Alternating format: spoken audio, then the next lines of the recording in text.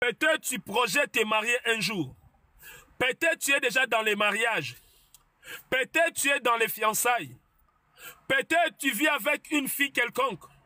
Tout ce que l'Éternel te dit, pense à la vie que tu dois mener avec cette fille.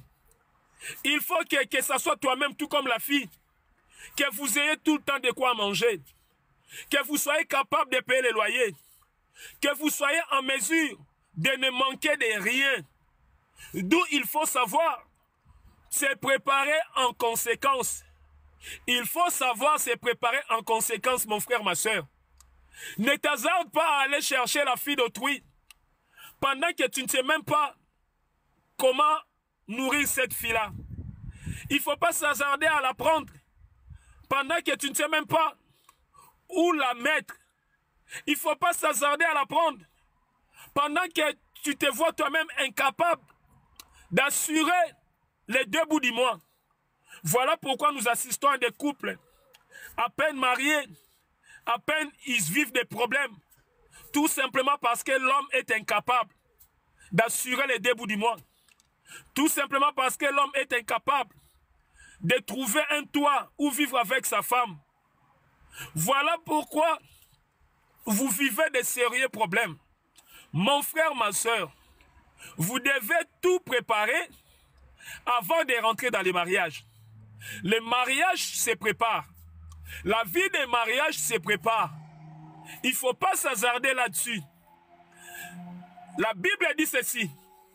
C'est pourquoi l'homme quittera son père et sa mère et s'attachera à sa femme et les deux deviendront une seule chair.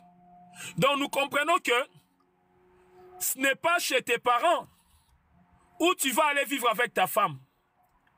Ce n'est pas chez tes parents où tu dois mener ta vie avec ta femme. Je peux comprendre circonstanciellement, la vie a beaucoup de réalités. Il se pourrait que déjà à la base, tu avais ta maison, tu vivais avec ta femme, mais les circonstances de la vie peuvent faire à ce que vous fassiez un repli. Parce que peut-être tu as perdu le travail, parce que peut-être les propriétaires vous ont mis dehors, juste momentanément. Cela n'est pas mauvais. Tu peux faire un repli vers tes parents, le temps de voir comment rebondir. Mais que cela ne dure pas, mon frère, ma soeur. Là, nous revenons à notre message.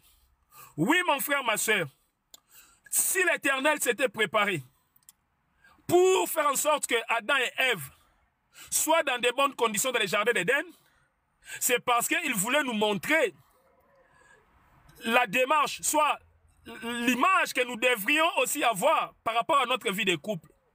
Et Adam et Ève, par rapport au Genèse 2, c'est l'image d'une femme qui se prépare à être prise en mariage par son homme qui, par rapport à notre verset, c'est l'Éternel. Donc nous comprenons que l'Éternel, c'est l'image de l'homme qui s'apprête à aller prendre sa femme en mariage, qui se prépare, qui prend toutes les précautions, toutes les dispositions pour aller prendre sa femme en mariage. Et le jardin d'Éden, c'est l'image de la vie de couple. Une vie de couple qui est remplie de merveilles, de bonheur. Et le jardin d'Éden, c'est l'image de cette vie de couple. Et l'homme, c'est l'image de la femme que l'Éternel devait ramener dans le jardin d'Éden, où il devait lui garantir une bonne vie.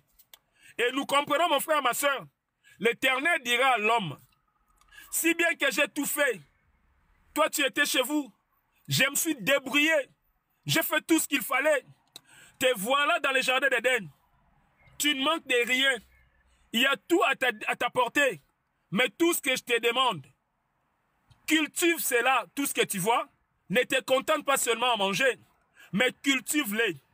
Non seulement cultiver, mais garde-le. Cela veut dire quoi, mon frère, ma soeur? Cela veut simplement dire, dans la vie des couples, oui, l'homme a pris la peine de se préparer.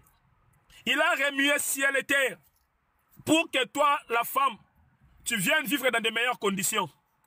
Mais ce que l'Éternel te demande, facilite la tâche à cet homme. Tout ce que tu vois, il faut le cultiver. Cultiver veut dire quoi?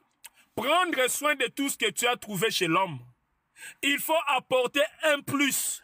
L'Éternel veut que tu participes Si tu avais trouvé ton mari en train de faire du commerce, et c'est à partir de ce commerce-là qu'il tient la famille, tout ce que l'Éternel te dit, apporte aussi ton savoir-faire pour que ce commerce-là aille encore de l'avant.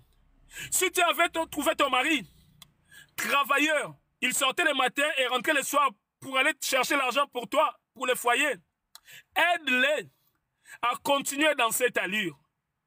Oui, c'est de cette manière-là que nous pouvons les cultiver. Donc, cultiver veut dire fructifier.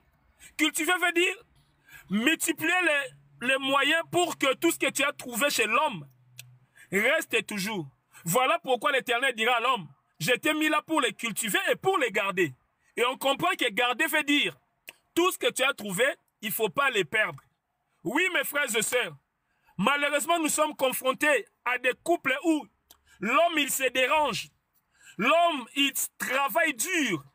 L'homme, il essaie de remuer ciel et terre pour trouver des voies et moyens afin de nourrir son foyer. Peut-être cela s'est traduit par des activités économiques qu'il avait montées, par des affaires qu'il avait montées. Mais à quoi on assiste?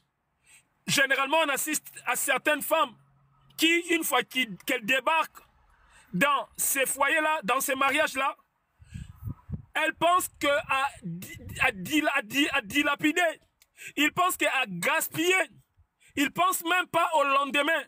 Pour eux, s'il faut tout dépenser aujourd'hui, c'est tout à fait normal. Mais il ne sait même pas que l'homme qu'il a ramené dans le foyer, peut-être il s'est refusé de s'acheter des téléphones de grandes marques. Il s'est